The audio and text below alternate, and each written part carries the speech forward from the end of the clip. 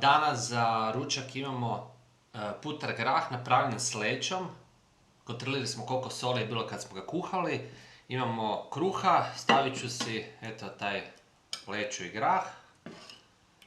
Inače preporučam mahunarke sportašima, ljudima koji trebaju energiju, vitalnost, zdravlje. Ja ga dopunjujem sa orašasnim plodovima. Danas imam domaće orahe i to one koji nisu u žegli. Jednostavno vidiš dok jedeš kako paše leća, grah i orah. Nema tu pogreške.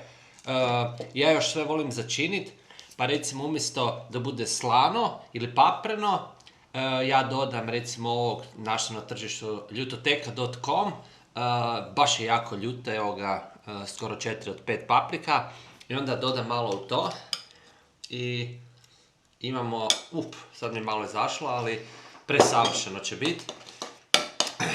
I što bi rekao, predobro, a ne bi imao apetit, možda toliko da nisam bio na treningu, dakle ljudi trenirajte, radite nešto i onda si prušite dobru hranu.